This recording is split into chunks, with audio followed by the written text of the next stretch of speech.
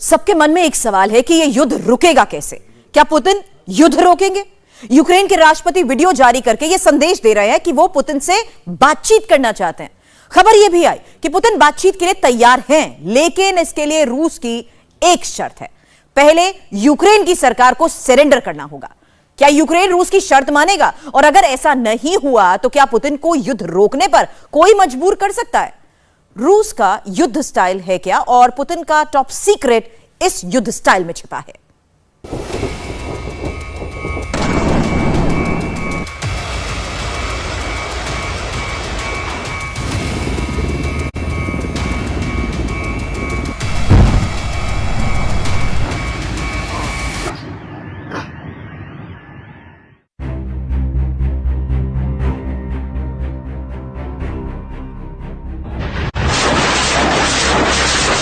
Missile attack,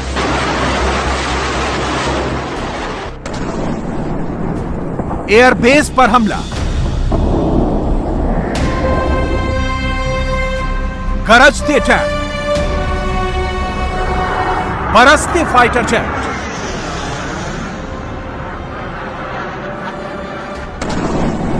Ukraine में रूस जिस तरह ताबड़तोड़ अटैक कर रहा है, उसके पीछे सबसे बड़ा सवाल यह है कि आखिर पुतिन चाहते क्या है। इसे समझने के लिए पुतिन के मुंह से निकली 4 साल पुरानी एक बात को गौर से सुनना चाहिए। आप रूस के इतिहास में किस घटना को पलट देना चाहते हैं? सोवियत यूनियन के कोलैप्स को। तो क्या पुतिन के मन में अभी भी वही इच्छा है जो कई साल पहले थी? क्या पुतिन वाकई इतिहास को पलट देना चाहते हैं? पुतिन के मन में आखिर है क्या? विश्व युद्ध या शांति? अमेरिका को झुकाना या रूस की ताकत वापस लाना? इसे समझने के लिए पुतिन की जिंदगी से जुड़े कुछ अहम पन्नों को पलटना होगा।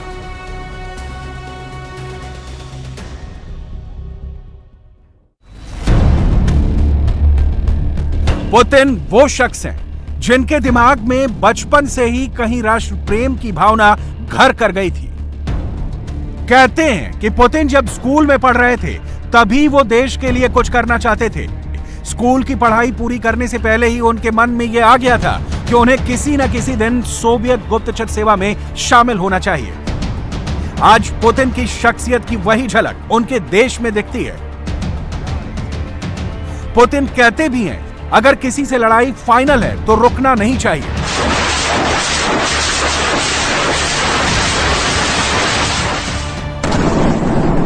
पहला पंच खुद ही मारना चाहिए। उनकी यही आइडियोलॉजी, उनका यही अंदाज यूक्रेन पर रूस के इन हमलों में नजर आ रहा है।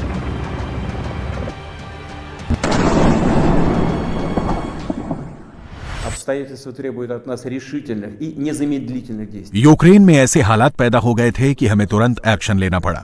डोनबास पीपल्स रिपब्लिक्स के लोगों ने रूस से मदद मांगी है।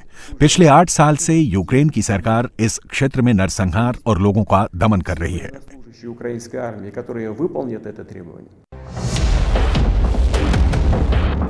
पुतिन के मन में जो बात शुरू से थी, उन्होंने उसी को सबसे पहले करियर भी बनाया। स्कूल की पढ़ाई पूरी करने के बाद पुतिन ने पहले कानून की पढ़ाई की, फिर वो सुरक्षा एजेंसी केजीबी से जुड़ गए। वो 16 साल तक रूसी खुफिया एजेंसी केजीबी के एजेंट रहे। इसके पहले और इसके बाद पुतिन ने बहुत कुछ सीखा। वो ट्रेंड जूडो कराटे चैंपियन है।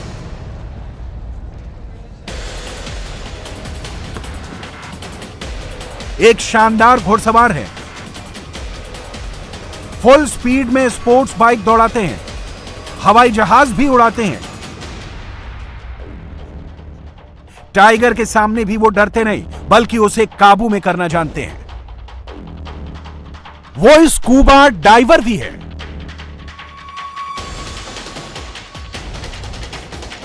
पुलिस से जासूसी की ट्रेनिंग के दौरान ही राइफल चलाना सीख लिया था।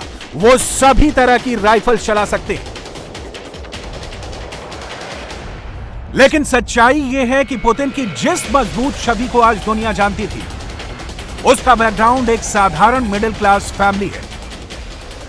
पुतिन आज भी अपनी पहली कार शान से दिखाते हैं। ये तस्वीरें तब की हैं जब वो जॉर्ज डब्ल्यू बुश को अपनी पहली कार दिखा रहे थे। उन्होंने किसी इंटरव्यू में बताया था कि कैसे उनकी मां ने जब लॉटरी जीती थी तो परिवार ने कार खरीदने का फैसला किया था। कार उनके लिए बड़ी चीज थी।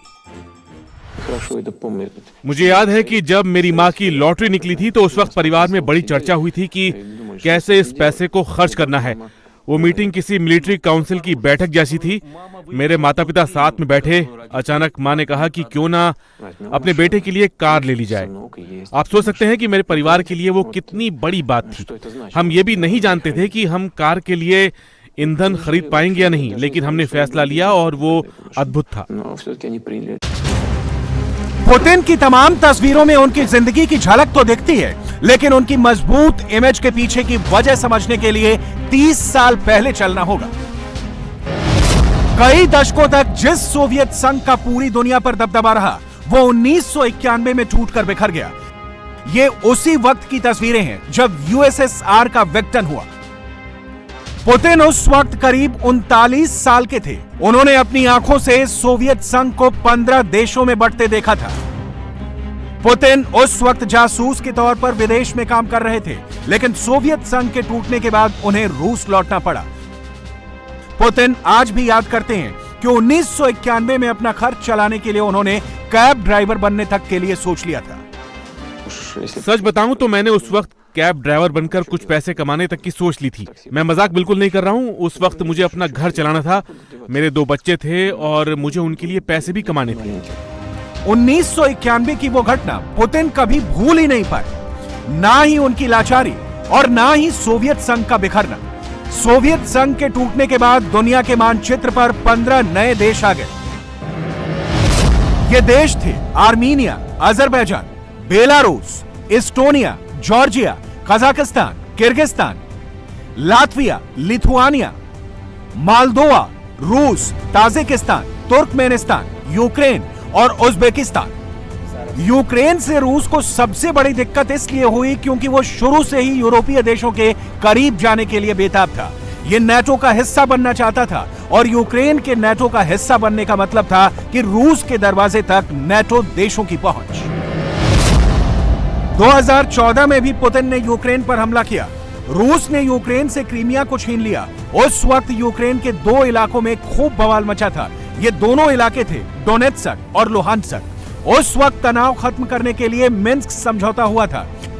इस समझौते के बावजूद सही मायने में युद्ध कभी रुका नहीं, क्योंकि रूस के मन में एक बार फिर सोवियत संघ को उसी तरह देखने का ख्वाब पल रहा था जैसे वो 1991 के पहले था।